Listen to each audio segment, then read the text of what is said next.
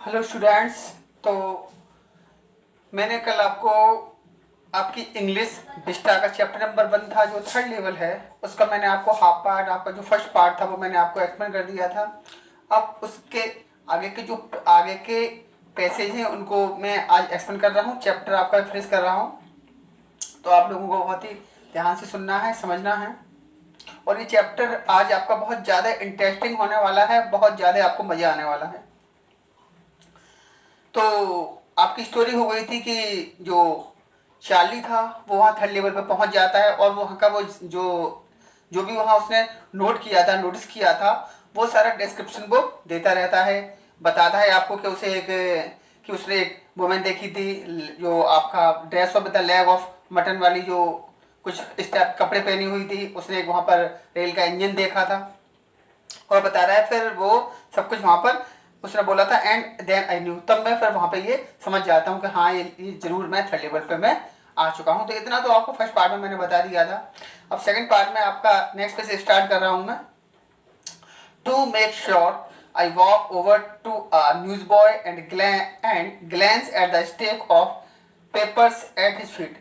और इस बात को बता रहा है टू मेक श्योर, इस बात को श्योर करने के लिए कि इस बात को श्योर करने के लिए कि वाकई में रियली में मैं यहाँ थर्ड लेवल पर आया हूँ, पहुँचा हूँ या नहीं पहुँचा हूँ, इसको श्योर करने के लिए बता रहा है I walk over to a newsboy. वहाँ पर कोई न्यूज बॉय था, न्यूज पेपर बॉय वगैरह रहा होगा, तो वो उसके पास वॉक करके जाता है and glance at the stack of papers at his feet. और उसके पैरों के पास, जो न्यूज़पेपर बॉय था उसके पैरों के पास स्टेक कहते हैं एक बताया बंडल, जो न्यूज़पेपर का बंडल उसके पास पड़ा हुआ था या बहुत सारे न्यूज़पेपर का वहाँ पे ढेर पड़ा हुआ था, वो उसको देखता है। इट वाज द वर्ल्ड, ये द वर्ल्ड न्यूज़पेपर था, यानी कि यहाँ न्यूज़पेपर का नेम बताया गया है द वर्ल्ड। जैसे कि आपने सुना होगा ना, Times of India, Hindustan time, Amar Ujala, Dainik Jagran, इस टाइप के बहुत सारे न्यूज़पेपर्स हैं। तो इस टाइप से वहाँ पर जो वहाँ का न्यूज़पेपर है वो है the world. And the world has not been publish for years. और ये बता रहा है कि ये जो मैंने न्यूज़पेपर वहाँ पे देखा था, ये कई सालों से, बहुत ईयर्स से, बहुत सालों से ये अब जो पेपर है वो पब्लिश होना बंद हो गया, यानी बहुत सालों से ये पेपर पब्लिश नहीं हो रहा था, जो पेपर वहाँ मैंने देखा था। The lead story said something about about resident Cleveland. और जो उसमें लीड स्टोरी थी या जो उसकी हेडलाइन थी न्यूज़पेपर की, आपने देखो हेडलाइन तो आपको मेन पेज पे आती है, तो बता रहा है जो न्यूज़पेपर का वहाँ पर ढेर पड़ा हुआ था और उसने वो देखा था, ये द वर्ल्ड न्यूज़पेपर था जो कई वर्षों से ये अब पब्लिश होना, छपना बंद हो चुका था। और जो उसकी हेडलाइन थी वो वहाँ के जो उस टाइम के जो प्रेसिडेंट थे, प्रेसिडेंट क्लीवलैंड, उनके बारे में ये कुछ स्टोरी वगैरह उस पर हेडलाइन वगैरह आई हुई थी। आगे बता रहा है I have found that front page since. और वो ये भी कह रहा है कि वास्तव में उसके बाद मैंने जो उस न्यूज़पेपर का जो फ्रंट पेज था उसका in the library, in the public library file. और बता रहा है बाद में खैर मैंने ये जो उस न्यूज़पेपर का जो फ्रंट पेज था वो मैंने फिर अपने रियल लाइफ में आके वापस अपने कहीं जाके पब्लिक लाइब्रेरी में मैंने उस पेज को ढूंढ भी लिया था, क्योंकि ये सारी वो स्टोरी बता रहा है आपको जो उसके साथ उस दिन जो समर टाइम चल रहा था। और उसने ये आपको उस पे से बताया कि समर का टाइम था कि एक रात में ऐसे अपने घर पे लेट हो गया था तो मैं जा रहा था, क्योंकि ये उस टाइप की वो अब आपको स्टोरी सुना रहा है कि उस टाइम मेरे साथ ये हुआ। तो बता रहा है कि उस टाइम मैंने जो जो न्यूज़पेपर देखा था बाद में, हालांकि मैंने पब्लिक लाइब्रेरी में जाकर उसका जो मेन पेज था उसको ढूंढ भी लिया था, फाइल्स में ढूंढ लिया था। एंड इट वाज प्रिंटेड जून 11 1894। और रियल में भी जब मैंने उस हेडलाइन वाले पेपर को मैंने पब्लिक लाइब्रेरी में मैंने फाइल्स में ढूंढा था तो वो पेपर तो वही मिला था, वही पेज मिल गया था, लेकिन ये जो इसमें प्रिंटेड डेट थी, जो ये कब प्रिंट हुआ था, ये 11 जून 1894 को ये आपका पब्लिश किया गया था, ये उस पर डेट भी थी। तो इस बात से थोड़ा कन्फ्यूजन उसे और था, इस बात से उसे और कॉन्फिडेंस था कि हाँ रियल में जो मैंने वहाँ सब कुछ देखा था, मुझे उस दिन थर्ड लेवल पे जा गई ये जो एक्सपीरियंस हुआ था कि जो कुछ देखा है और उसने वो पब्लिक लाइब्रेरी में ढूंढ भी लिया था, तो सब कुछ उसे एकदम लग रहा था। नेक्स्ट क्वेश्चन बता रहे हैं I turn to bar the second window knowing that here. और बता रहा है क्योंकि उस दिन लेट ही था और अपने घर पे जाना चाहता था लुइसा के पास। तो बता रहा है आई टर्न टू बार, मैं आगे मुड़ जाता हूँ and toward the ticket Windows knowing that here. और फिर वहाँ पे जो टिकट विंडो थी बता रहा है मुझे, क्योंकि मुझे घर पे जाना था, मैं लेट था, तो वहाँ टिकट विंडो के पास में मुड़ के चला जाता हूँ। That year on the third level at Grand Center, क्योंकि मुझे मालूम था कि शायद ये ग्रांड जो आपका ग्रांड सेंट्रल स्टेशन है, इस पर ये थर्ड लेवल है, तो ये यहाँ पे टिकट विंडो है, तो वहाँ से जाकर मुझे टिकट लेनी पड़ेगी, क्योंकि उसे ऐसा नहीं लग रहा था कि यहाँ पे 2 ही लेवल है, क्योंकि वो थर्ड लेवल में क्योंकि वो पहले फर्स्ट लेवल पहुंचा था, फिर सेकंड लेवल में पहुंचा था, उसके बाद उसको एक कॉरिडोर मिल गया था, तो उससे वो थर्ड लेवल पहुंच चुका था। अब चूंकि उसे अपने घर पे जाना था, तो वहां पे वो टिकट विंडो की तरफ आगे बढ़ देता है। I could buy ticket that would take Louisa and me anywhere in the United States we wanted to go। और बता रहा है कि ये वो जगह थी या और ये एक ऐसा स्टेशन था थर्ड, जो आपका थर्ड लेवल है, कि जहाँ से मैं यूनाइटेड स्टेट में, अमेरिका में कहीं पर भी मैं अपनी बीवी के, अपनी वाइफ के साथ, लुइसा के साथ मैं कहीं पर भी जा सकता था, कहीं पर भी जाने के लिए टिकट खरीद सकता था। जैसे कहीं आप अभी दिल्ली स्टेशन पहुँच जाइए तो कहीं की आपको ट्रेन मिल जाती है, तो इसी टाइप से वो बता रहा है कि मैं यहाँ से मतलब हर जगह जाने के लिए वहाँ से ट्रेन वो पकड़ सकता था, जहाँ से वो और उसके वो जो चार्ली था और उसकी वाइफ है लुइसा, वो दोनों ही कहीं पर भी वो आपके यूनाइटेड स्टेट में कहीं पर भी ट्रेवल करने के लिए फ्री थे, या कहीं पर भी वो जा सकते थे। आगे बता रहा है आपको इन द ईयर 1894, और बता रहा है ये उस समय 1894 में वो वहाँ कहीं पर भी यूनाइटेड स्टेट में जा सकता था। And I wanted to tickets to Galesburg Illinois, और बता रहा है मैं वहां पर बता रहा है आई वांटेड टू टिकट, और मैं वहां पर 2 टिकटें खरीदना चाहता था, 2 टिकट्स में लेना चाहता था। कहाँ की? टू गेल्सबर्ग इलिनॉइस, एक जगह का नाम बताया गया है यहाँ पे, गेल्सबर्ग इलिनॉइस। ये आपका क्वेश्चन भी बनता है कि what is the explain the Galesburg Illinois, के गेल्सबर्ग इलिनॉइस को आप एक्सप्लेन करिएगा या इसको आप इसको डिस्क्राइब करें। तो आपके नेक्स्ट पैसेज में ये एक्सप्लेन किया जा रहा है कि आखिर ये गेल्सबर्ग इलिनॉइस क्या है। Have you ever been there, अब आपसे कह रहा है चार्ली, रीडर से कह रहा है क्या आप कभी वहां गए हैं गेल्सबर्ग इलिनॉइस? आप कहेंगे नहीं गए हैं। एक्चुअली उसके बारे में हम डिस्कस कर रहा है, it is a wonderful town history, कि ये अभी भी, क्योंकि वो जिस 1894 में पहुंच चुका था, और स्टोरी आपकी 20वीं सेंचुरी की है, और ये जो जिस जिस जिस थर्ड लेवल पे वो पहुंचा था वो 19वीं सेंचुरी की बात है, 1894 की बात है, और ये अब जो आपकी स्टोरी है ये 20वीं सेंचुरी के आसपास की है। तो बता रहा है वो कि ये it is a wonderful town, अभी भी ये बहुत सुंदर टाउन है। With big old frame house, क्योंकि यहाँ पर बड़े बड़े फ्रेम वाले, जो आपने देखो फर्नीचर वाले कुछ घर वगैरह होते हैं, तो बता रहे बिग फ्रेम या बड़े बड़े घर यहाँ पर हुआ करते थे। ह्यूज लॉन्स, बड़े बड़े यहाँ पर लॉन हुआ करते थे, आंगन या बगीचे वगैरह हुआ करते थे। एंड ट्रिमेंडस ट्री, और बहुत ही बड़े बड़े ट्रिमेंडस, बड़े बड़े बहुत मतलब बहुत काफी ऊंचे ऊंचे वहाँ पर ट्री वगैरह हुआ करते थे।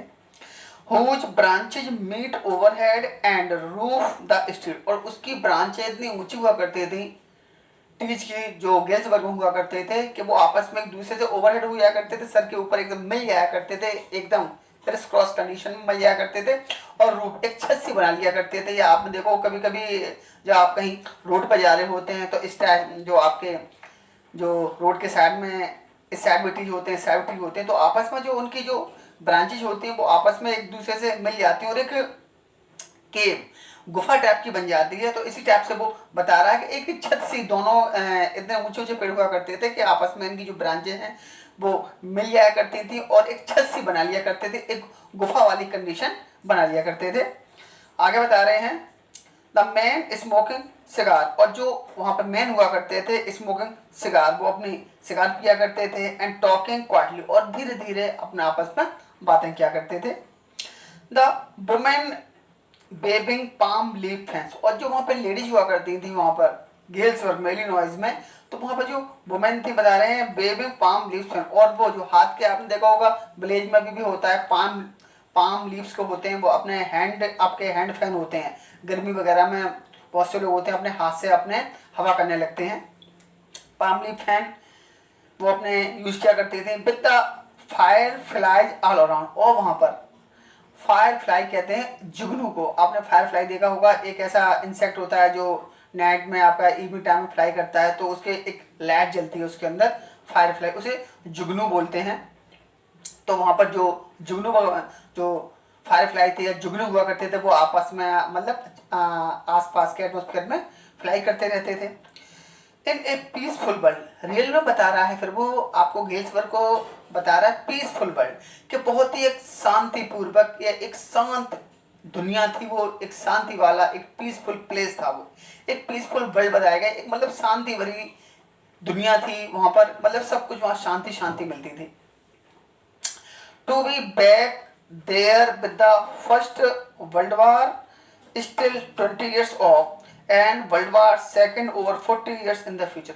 बता रहा है कि उस टाइम की स्टोरी बता रहा हूँ मैं 1894 की, जब फर्स्ट वर्ल्ड वार होने में 20 years थे और सेकंड वर्ल्ड वार होने में लगभग 40 years थे, यानी कि वर्ल्ड वार फर्स्ट और वर्ल्ड वार सेकंड से 40 years पहले और वर्ल्ड वार फर्स्ट से 20 years पहले ये कंडीशन थी उसके गेल्सवर्थ की, यानी कि तब जो हमारा वर्ल्ड वार है वो तब नहीं हो पाए थे, वर्ल्ड वार होने से पहले की ही वो स्टोरी बता रहा है। ये वहां पे इस टाइप की वहां पे शांति वगैरह थी। I wanted 2 tickets for that, और मैंने वहां जाने के लिए गेल्सवर्थ जाने के लिए 2 टिकटें मैं खरीद लेता हूँ, 2 टिकटें मैं लेना चाहता था। वांटेड आया है, वहां पे 2 टिकटें मैं वहां के लिए लेना चाहता था। आगे बता नेक्स्ट पेज में आपको एक्सप्लेन हो रहा है the clerk figured the fair. अब बता रहा है जब मैं वहां पर टिकट विंडो पे चला जाता हूँ, वहां चला जाता हूँ और आपसे अभी आपको इसके ऊपर के पैसेज में टोटली आपको गेल्सवर्थ के बारे में डिस्क्रिप्शन दिया गया है और उससे अभी मैंने स्टार्ट किया, उसमें आपको बताया जब वो टिकट विंडो पे पहुंच जाता है तो आगे बताता है the clerk figured the fair कि जब मैंने उससे गेल्सवर्थ के लिए 2 टिकट मैंने उससे परचेज करने के लिए जब उससे बोला तो बता रहा है फिगर्ड द फेयर। फिगर्ड का मतलब है यहाँ पे काउंट करना, हिसाब लगाना। तो बता रहा है जो क्लर्क था उसने जो फेयर मीन्स होता है किराया, जो आपका ट्रेन किराया बस का किराया उसे फेयर बोलते हैं, तो उसने टोटल अपना हिसाब लगा लिया। He glance at my fancy head band, और जो मैं वहाँ पे हेड लगाया हुआ था जिसमें बैंड लगी हुई थी जो भी, तो उसने मेरे जो जैसे कि मैंने आपको पहले ही बताया था कि वो एक फैंसी हेड बैंड पहना हुआ था, एक वुड हेड बैंड लगाया हुआ था, उसमें फैंसी बैंड लगा हुआ था। तो बता रहा है जो क्लर्क होता है, टिकट बेचने वाला होता है, वो उसके हेड बैंड को देखता भी है, but he figured the fair, लेकिन फिर वो एक नज़र डाल लेता है उसके ऊपर। जैसे कि अभी आप टिकट लेने के लिए जाओ तो थोड़ी सी निगाह पड़ जाती है, आप कुछ ऐसा कुछ और टाइप की चीज़ आपके पास है, लेकिन फिर भी उसने पूरा अपना हिसाब लगा लिया। And I had an for 2 coach ticket, बता रहा है, और बता रहा है मेरे पास इतने पैसे थे कि मैं 2 कोच टिकट मतलब 2 टिकट्स में ले सकता था, 1 वे एक साइड, मतलब ये बता रहा है मेरे पास उस समय इतने पैसे थे कि एक साइड की टिकट में खरीद सकता था, 2 टिकटें एक तरफ से जाने के लिए मैं खरीद सकता था। But when I counted out the money and looked up the clerk was stating me, लेकिन बता रहा है जब मैंने अपने पॉकेट से पैसे बाहर निकाले और पैसे को काउंट करने लगा, जब मैंने पैसे अपना पर्स वगैरह जो भी उसके पास रहा होगा उसने निकाले पैसे को वो काउंट करने लगा, तो बता रहा है क्लर्क वाज स्टेटिंग एट मी, तो जो क्लर्क था वो मुझे घूरने लगा या मुझे घूर के देखने लगा, वो मुझे घूर रहा था। ही नोडेड एट द बिल्स, और उसने वो पैसे लेने से मना कर दिया कि भाई ये नहीं है, that are not money mister. और जब मैंने उसे पैसे दिए, चार्ली ने जब उसको पैसे दिए तो वो बोलने लगा that are not money mister, कि सर ये पैसे कहाँ हैं, ये पैसे नहीं है। He said and if you are trying to skin me, अच्छा स्किन का मतलब होता है यहाँ पर थोड़ा हेरा फेरी करना या ठगना किसी को या चीटिंग करना, और उसने कहा भैया कि मिस्टर ये पैसा थोड़ी ना चलता है यहाँ पर, और अगर आप मुझे चूना लगाने की कोशिश कर रहे हैं, आप मुझे चीटिंग करने की कोशिश कर रहे हैं, you want get very far, तो आप यहाँ से बच के नहीं जा पाएंगे। अगर आपने मुझे चीटिंग करने की कोशिश की, मुझे ठगने की कोशिश की, मेरे साथ फ्रॉड करने की कोशिश की, तो आप यहाँ से बच के नहीं निकल पाएंगे स्टेशन से। अभी मैं आपको पुलिस को बुला लूंगा या आपको अरेस्ट करवा सकता हूँ, कुछ भी हो सकता है। उसने ये धमकी भी दी।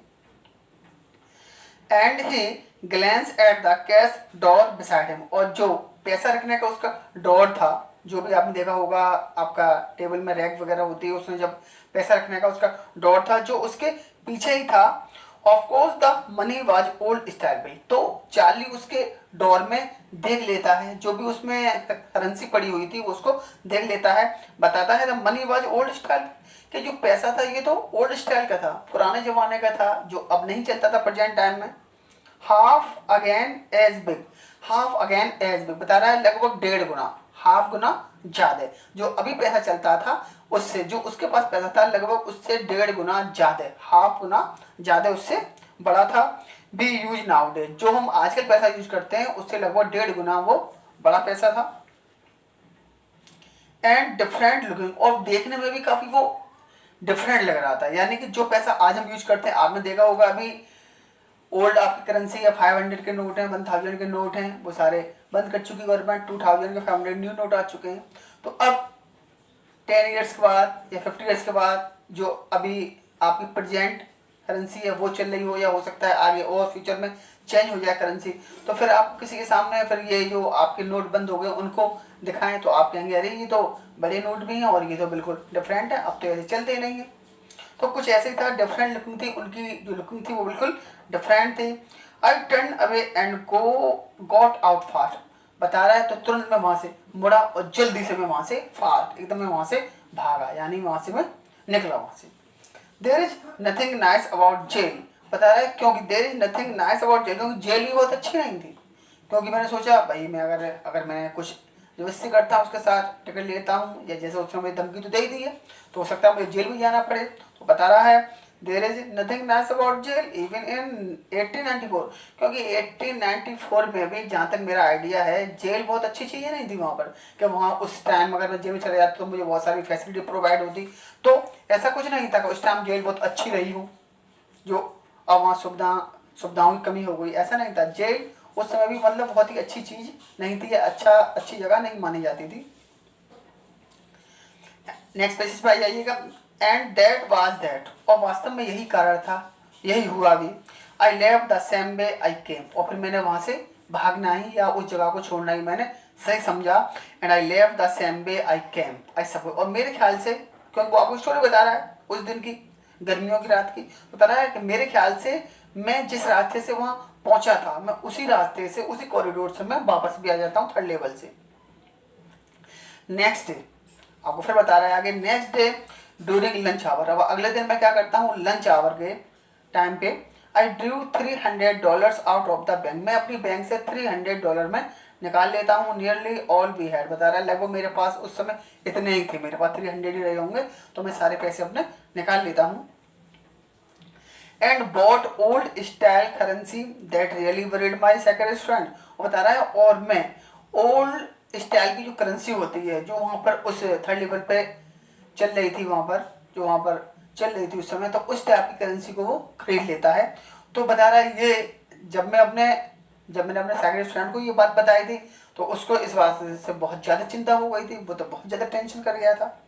You can buy old money at almost any coin dealer, और यही बता रहा है कि अगर आप ओल्ड टाइप की करेंसी खरीदना चाहते हो तो आप किसी भी कॉइन डीलर से, जो सिक्के बदलने वाले डीलर्स होते हैं, जैसे आपने देखा होगा अभी अमेरिकन लोग हैं वो अपने इंडिया में आते हैं, जैपनीज आते हैं, चाइनीज आते हैं, तो हमारे यहाँ जो आपकी करेंसी आपकी चेंजर होती है, जो करेंसी चेंज करने का जो आपको प्लेस होता है, जो काउंटर होता है, वो वहाँ पर अपना यूएस जो भी उनके डॉलर्स होते हैं या जो भी उनके आपकी उनकी उनकी देश की करेंसी होती है वो वहाँ पर सबमिट कर देते हैं और उनको इंडियन रुपया वहाँ से मिल जाता है, ताकि यहाँ इंडिया में आराम से शॉपिंग कर सकें, कहीं भी फेयर दे सकें, वो अपनी करेंसी चेंज कर लेते हैं।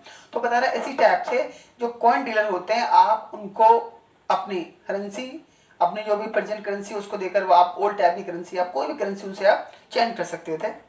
बट यू हैव टू पे प्रीमियम, लेकिन आपको उसके उसके ऐसा करने के लिए आपको उसको प्रीमियम देना पड़ेगा, यानी कि एक्स्ट्रा देना पड़ेगा।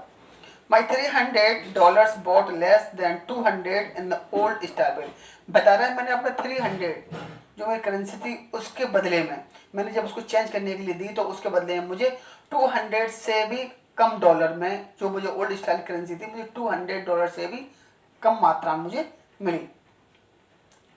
But I did not care, लेकिन मुझे इस बात की बिल्कुल परवाह नहीं थी कि 300 के बदले मुझे 200 मिल गए हैं। एक्स वर 13 सेंट 8 डजन इन 1894, क्योंकि 1894 में जो अंडे मिला करते थे 30 पैसे के 1 दर्जन मिल जाया करते थे। अब आजकल तो बहुत महंगे अंडे हैं, 100 रुपये से ऊपर, या सॉरी 100 से ऊपर नहीं, मतलब काफ़ी महंगे हैं अंडे, बता रहा है उस समय। तो अभी आप देखते हो आज जो आपके ग्रैंडफादर हैं वो आपको बता देंगे कि आज का कि पहले ज़माने के 100 रुपये और आज के ज़माने के 1000 इक्वल हैं, क्योंकि तब पैसा 100 रुपये बहुत समझा जाता था, क्योंकि चीज़ें तब काफ़ी चीप थी, सस्ती मिला करती थी। अब वही चीज़ आपकी इतनी महंगी मिलती है। But I have never again found the corridor that leads to the third level at Grand Central Station। बता रहा है, हालांकि मैंने दोबारा वहाँ जाने के लिए, टिकट खरीदने के लिए वहाँ पर मैंने अपनी करेंसी तो चेंज कर ली थी ग्रैंड सेंट्रल स्टेशन पर, बता रहा है, लेकिन मैं दोबारा never again found the corridor, लेकिन मैं फिर कभी भी उस कॉरिडोर को दोबारा नहीं ढूंढ पाया, वो मुझे दोबारा कभी नहीं मिला। Third level at the grand central station, grand central station पर मैं कई बार गया, मैंने ढूंढा के लाओ, फिर अपने ये करेंसी ओल्ड स्टाइल करेंसी लेके फिर वहाँ जाऊँ, फिर वहाँ से टिकट खरीदूँ, लेकिन मुझे ग्रैंड सेंट्रल स्टेशन पर वो कॉरिडोर फिर कभी नजर नहीं आया। Although I have tried open enough, हालांकि बता रहा है मैंने बहुत ज़्यादा ट्राई किया, कई बार मैंने ढूंढा कि मैं उसी लेवल पर पहुँच जाऊँ, लेकिन वो मुझे फिर उस दिन से नहीं मिला। Louisa was pretty worried when I told her all this. Lucia को, जब लूसिया उसकी वाइफ थी लुइसा, तो जब बता रहा है कि जब मैंने अपनी वाइफ को ये सारा कुछ बताया तो वो थोड़ी सी ज़्यादा चिंतित हो गई, वो मुझे इस बात को लेकर काफ़ी टेंशन होने लगी कि अरे आपके साथ ये क्या हुआ है। And did not want me to look for the third level any more. और जब मैंने उसे पूरी इंसिडेंट बताई कि वहाँ गया था लेकिन मेरी करेंसी नहीं चल पाई थी, तो वो उसको वरीड हो जाती है वो, और फिर वो ये चाहती है कि अब जो भी मैंने उसे थर्ड लेवल को दोबारा ढूंढने का या कई बार ढूंढने की कोशिश की लेकिन मुझे नहीं मिला है, तो लेकिन अब मैं वो उसे ना ढूंढूं, अब मैं आगे से उसको ढूंढना बंद कर दूँ, अब आगे से उसे ना ढूंढूं। And after a while I stop, और कुछ समय तक तो मैंने एक दो बार ढूंढा भी, लेकिन फिर मैंने आगे में रुक गया, फिर मैंने उसको ढूंढना बंद कर दिया। I went back to my stamp, क्योंकि अब दोबारा फिर मैं अपने उसी काम में लगा जो मेरा शौक था स्टाम्प कलेक्टिंग वाला, तो दोबारा फिर मैं उसी अपने काम में मस्त हो जाता हूँ, स्टाम्प कलेक्टिंग का काम अपना शुरू कर देता हूँ जो भी मेरा काम था। But now we are both looking, लेकिन अब फिर से अब हम दोनों लोग ढूंढ रहे हैं, यानी वो और उसकी वाइफ, दोनों लोग ही उसको ढूंढ रहे हैं एवरी वीकेंड। कुछ दिन के बाद एवरी वीकेंड फिर वो दोनों ही उसको ढूंढने लगे। Because now we have prove that the third level is still there, क्योंकि अब हमें इस बात का विश्वास हो चुका था कि वास्तव में थर्ड लेवल अभी भी वहाँ पर कैंसल स्टेशन पर है। My friend Sam Vanern disappear, क्योंकि हमें एक और सूचना मिल जाती है, एक इन्फॉर्मेशन मिल जाती है कि जो मेरा फ्रेंड है सैम वेनर वो कहीं गायब हो गया। तो सैम वेनर, उसका एक फ्रेंड था सैम वेनर, कौन था ये मैं आपको आगे बताऊंगा। उसका फ्रेंड है वो गायब हो चुका है। नोबडी न्यू वेयर, लेकिन कोई ये नहीं जानता था आखिर वो कहाँ चला गया है। But I sort of suspected, लेकिन मुझे थोड़ा सा सस्पेंशन था, मुझे सस्पेक्टेड था, थोड़ा सस्पेंशन था। बिकॉज सैम से ए सिटी बॉय, क्योंकि सैम था वो एक शहरी लड़का था, शहर का रहने वाला था। And I use to tell him about the Galesburg, और मैं अक्सर करके उसे गेल्सबर्ग के बारे में अपनी बातें बताता रहता था। I went to school there, क्योंकि गेल्सबर्ग में मेरा बचपन बीता था, मेरे जो चाइल्डहुड थी वो वहीं, चार्ली बता रहा है कि जो मेरा बचपन था वो वहीं बीता था, वहाँ गेल्सबर्ग में स्कूल जाया करता था। And he always said he like the sound of the hills, और जब भी मैं अपने फ्रेंड सैम ब्रेनर को इस बारे में बताया करता था तो अक्सर करके वो मुझसे बोलता था कि उसे ये गेल्सबर्ग की जगह का नाम सुन के या जो उसकी बातें हैं उसे बहुत अच्छी लगती हैं, वो भी वहाँ गेल्सबर्ग जाना चाहता है। And that is where he is all right in 1894, और मुझे डाउट है, मुझे इस बात का शक है कि जरूर वो शायद उसी जगह पे चला गया है, 1894 में वो जा चुका है, शायद वो थर्ड लेवल पे पहुंच चुका है। मुझे इस बात का सस्पेंशन हो रहा था, सस्पेक्ट हो रहा था कि शायद वो उसी में चला गया है। बिकॉज वन नाइट, क्योंकि एक रात, अपना रीजन बता रहा है उसे आखिर ऐसा क्यों लगा था, क्योंकि एक रात one night fussing with my stamp collection I found, क्योंकि एक दिन जब मैं अपना स्टैम्प कलेक्शन का वर्क कर रहा था, छाटा भी नहीं कर रहा था, अपना जो भी कुछ कर रहा हुआ कलेक्शन, अपने स्टैम्प को सिस्टमेटिक अरेंज कर रहा या कोई भी काम कर रहा था, आई फाउंड, मुझे एक चीज़ मिल गई। क्या मिली? Well do you know what is first day cover is, लेकिन क्या आप पहले तो आप ये बताइए मुझे, क्या आप ये जानते हैं कि फर्स्ट डे कवर क्या होता है? ये बहुत इंपॉर्टेंट है आपका इससे आपका क्वेश्चन बन सकता है, शॉर्ट क्वेश्चन का फर्स्ट डे कवर क्या होता है, what is the first day cover. तो ये पूरा आंसर बताया जा रहा है इसमें आगे की स्टोरी तो आपको नेक्स्ट पेज में बताई जाएगी कि उसे आखिर क्या चीज़ मिल गई, लेकिन यहाँ उसने एक एक आपके क्वेश्चन दे दिया है कि क्या आप जानते हैं फर्स्ट डे कवर क्या है? तो फर्स्ट डे कवर क्या है बता रहा है। आंसर है when a new stamp is issue, जब एक न्यू स्टाम्प होती है, एक टिकट होती है, इश्यू की जाती है, stamp collectors buy some and use them to mail envelope to themselves on the very first day of the sale. तो बता रहा है जो भी स्टाम्प कलेक्टिंग के शौकीन लोग होते हैं वो जिस दिन उसकी सेल होती है उसके पहले दिन ही, फर्स्ट डे ही कुछ स्टाम्प परचेज कर लेते हैं और उसको एनवलप पर पेस्ट करके अपने ही एड्रेस पर सेंड कर देते हैं, अपने एड्रेस पर उसको सेंड कर देते हैं, अपने एड्रेस पर उसे सेंड कर देते हैं।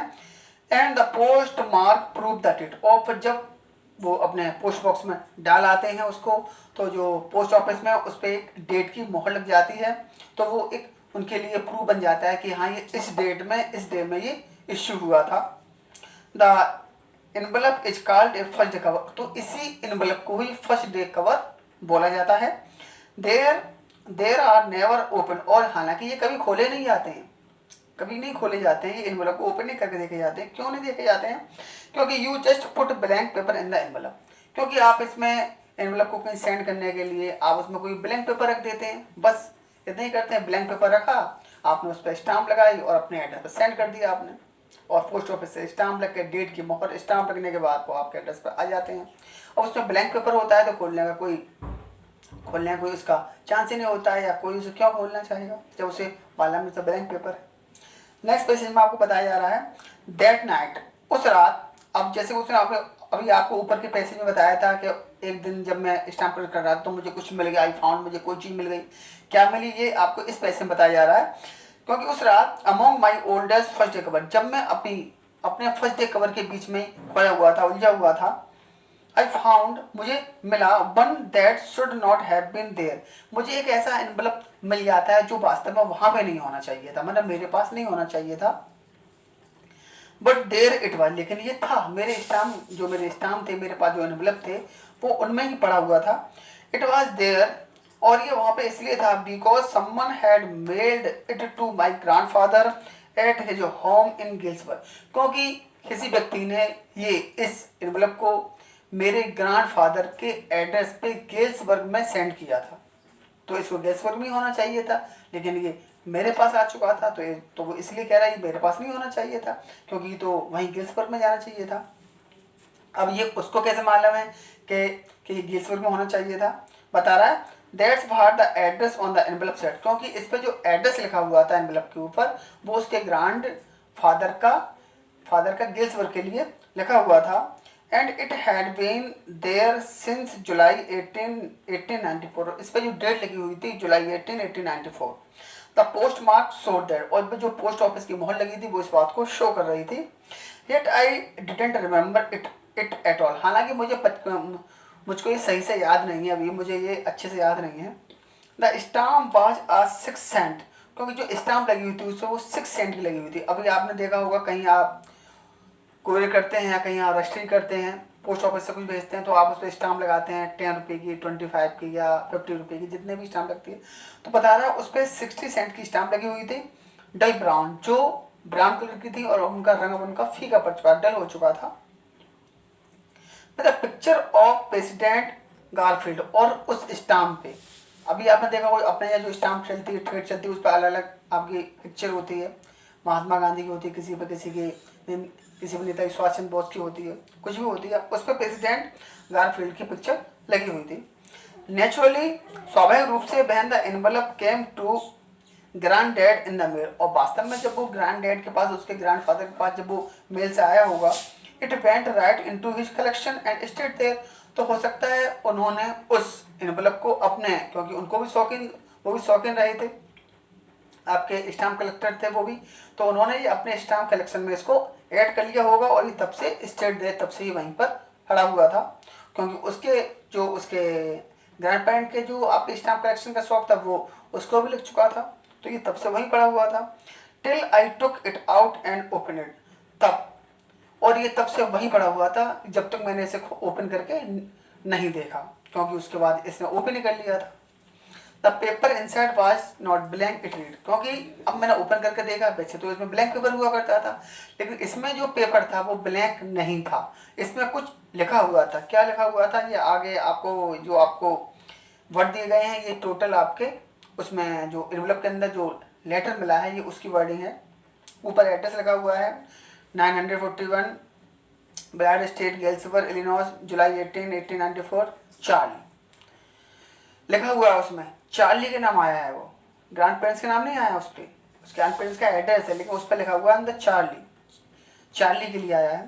आई got to wishing that you were right, पहले मेरी इच्छा होने लगी थी, मेरी ये विश होने लगा था कि तुम सही थे। Then I got the believing you were right, फिर मुझे इस बात का विश्वास होने लगा कि तुम सही थे। And Charlie it is true, और लेकिन चार्ली वास्तव में ये बात सही है, जो तुमने मुझे बताया था सब कुछ, जो कुछ वो सब कुछ सही निकला। I found the third level, मुझे थर्ड लेवल मिल चुका है, लिखा हुआ था लेटर में। I have been here 2 weeks, मैं यहाँ पर पिछले 2 वीक से हूँ। एंड राइट नाउ, और अभी भी हूँ, राइट नाउ डाउन द, और अभी मैं डाउन द स्ट्रीट, गली के नीचे ढलान पर या छोर पर, एट द डेलीज, मैं कोई डेली है उसकी दुकान पर हूँ, कोई शॉपकीपर होगा। Someone is playing a piano, और यहाँ पर देखो कहीं कोई व्यक्ति है वो पियानो बजा रहा है। And they are all out on the front porch singing, और सब लोग पोर्च के सामने या गिरजाघर के सामने या चर्च के सामने खड़े हुए हैं और सिंगिंग कर रहे हैं। वैसे पोर्च का मतलब यहाँ पे गिरजाघर नहीं, पोर्च का मतलब यहाँ पे है आपका जब आप अपने घर के बाहर निकल के आते हैं, जो आपका दरवाजा होता है, बाहर कुछ आप बैठने के लिए सीढ़ियाँ वगैरह होती हैं घर के बाहर, बाहर थोड़ा सा एक जिसे आप बैठने की जगह एक होती है, उसको बोलते हैं पोर्च, घर के बाहर वाला हिस्सा, मेन गेट के जो बाहर होता है उसको। तो सब लोग वहीं अपने घरों के बाहर खड़े हुए हैं पोर्च में और सिंग और गाना गा रहे हैं। सिंग नेली होम, ये सॉन्ग का नाम दिया गया है, सिंग नेली होम, गाना गा रहे हैं। And I am invited over for lemonade, और मुझे इन्वाइट भी किया गया है लेमनेड के लिए, लेमन जो लेमन का बनता है आपका नींबू पानी वगैरह, उसके लिए मुझे इन्वाइट भी किया गया है। कैम ऑन बैक, आओ तुम भी वापस आ जाओ। चार्ली एंड लुइसा, आप लोग भी यहीं वापस आ जाओ, आप लोग भी यहाँ पर वापस आ जाओ गेल्सवर्थ में। Keep looking till you find the third level, और तब तक थर्ड लेवल को आप ढूंढते रहो जब तक आपको थर्ड लेवल मिल ना जाए। इट इज वर्थ, वास्तव में ये बहुत अच्छा है, बिलीव मी, और ये यहाँ सब कुछ बहुत अच्छा है बता रहा है वो। ये उसमें ये भी लिखा हुआ है, उसको ये कैसे मालूम है उसको सेंटर को कि वो लोग ढूंढ रहे हैं बार बार थर्ड लेवल को, तो उसमें लिखा हुआ है कि आप लोग भी यहीं आ जाओ, और जब तक थर्ड लेवल आपको नहीं मिल जाता है तब तक आप इसे ढूंढते रहो। ये वास्तव में बहुत अच्छी जगह है, मेरा विश्वास करो, यहाँ बहुत मजा आ रहा है। The note is signed Sam, और नोट पे उसका सैम का साइन भी हो रहा था, जो भी नोट था, जो भी लेटर था, उस पर फिर नीचे सैम का साइन भी हो रहा था। At the stamp and coin store I go to, I found that Sam bought $800, और जब मैं at the stamp and coin, stamp को लेकर और कॉइन की शॉप पे, जब मैं कॉइन स्टोर पे जब मैं वापस जाता हूँ, कॉइन स्टोर पे जब मैं वापस जाता हूँ, बताता है I go to, I found out that Sam brought $800, तो मुझे उस कॉइन डीलर के पास कॉइन स्टोर पे जाके ये इन्फॉर्मेशन मिलती है कि जो उसका फ्रेंड है सैम, उसने $800 खरीदे हैं, उसने $800 को उसने खरीदे हैं। Worth of old style currency, मतलब $800 के बदले में उसने ओल्ड स्टाइल की करेंसी उस कॉइन डीलर से चेंज की है, खरीदी है। That out to set him up in a nice, और अब उसको जहां वो पैसा चेंज करके वो जहां पहुंच चुका है गेल्सवर्थ में, अब उसने वहां पर सेट हिम अप, उसने अपने आप को वहां सेटअप कर लिया, अपने आप को वहां पर कहीं पर बसा लिया है, या अपना पूरा एक सिस्टम, मतलब एक रहने अपना जीवन यापन करने का सिस्टम उसने सेटअप कर लिया है, या सेटअप माना होता है बसना, और अब वो वहीं जाके बस गया है। और उसने इन ए लिटिल है, और उसने एक थोड़ा सा, ये है होता है आपका चारा, सूखा बुश वगैरह, और फीड चारा होता है, एंड ग्रेन, और वहाँ जाके उसने अनाज का, चारे का और है का ये वाला बिजनेस उसने शुरू कर दिया है। ही ऑलवेज सेड, क्योंकि वो हमेशा अक्सर यही कहता था, that's what he really wish he could do, कि वो यही सब कुछ काम करना चाहता है, यही उसकी इच्छा है, वो ये सारा काम कर सकता था, could do. And he certainly can not go back to his old business, और वास्तव में अब वो अपने ओल्ड बिजनेस में तो वापस नहीं लौट सकता था, क्योंकि इससे पहले भी उसका एक मेरे फ्रेंड का बिजनेस था। अब वो उस बिजनेस में तो वापस नहीं आ सकता था, वापस नहीं लौट सकता था, क्योंकि उसने वहाँ जाके ये नया बिजनेस कर लिया था उसने। नॉट इन गिल्सवर्ग, क्योंकि जो उसका पुराना बिजनेस था नॉट इन गिल्सवर्ग, वो गिल्सवर्ग में नहीं था, गिल्सवर्ग इलिनॉइस में नहीं था। 1894 में जो उसने बिजनेस, जो मैंने अभी आपको बताया है, नया बिजनेस था उसका, ये चारे का अनाज का कर लिया था उसने। और 1894 में गिल्सवर्ग में उसके पास, क्योंकि जो उसका ओल्ड बिजनेस था वो उस बिजनेस को वहाँ पर 1894 में जाके वो नहीं कर सकता था। क्या बिजनेस था उसका, बता रहे हैं, his old business, question mark लगा हुआ है। क्या आप लोग जानते हैं उसका ओल्ड बिजनेस क्या था जो वहाँ गिल्सवर्ग में वो नहीं कर सकता था, इसलिए उसने वहाँ दूसरा बिजनेस कर लिया था। सैम वाज माई सेक्रेटिस्ट, क्योंकि सैम था वो मेरा सेक्रेटिस्ट फ्रेंड था, यानी कि वो डॉक्टर था। अब ये जो डॉक्टर था यही उसका सेक्रेटिस्ट फ्रेंड था, जो ये कहता था उससे कि नहीं, तुम बचना चाहते हो, तुम्हें टेंशन है, वरीड है, तुम अपने आप को पर तुम इनसिक्योरिटी फील करते हो, तुम बीमार हो या अनहैप्पी हो अपनी लाइफ से, तुम ये सब इसलिए ये सब इमेजिनेशन करते रहते हो। तो लेकिन अब उसका लेटर भी उसके पास आ चुका था, वो भी वहीं पर डिसेपर हो चुका था, गायब होकर वहीं पहुंच चुका था, और वो उसका सेक्रेटरी फ्रेंड था। अब 1894 में वो अपना सेक्रेटरी की दुकान तो वहाँ पर नहीं चला सकता था कि वहाँ पर, क्योंकि उस समय लोगों को इतनी टेंशन नहीं थी, तो वो सेक्रेटरी का धंधा उसका नहीं चलता वहाँ पर, इसलिए वहाँ उसने नया बिजनेस कर लिया था। तो अभी अब आपके मन में ये सब, आपके मन में ये सारी बातें आ रही होंगी, क्वेश्चन आ रहे होंगे, सर ये कैसे हो गया, उसका फ्रेंड जो डॉक्टर था वो वहाँ कैसे पहुँच गया।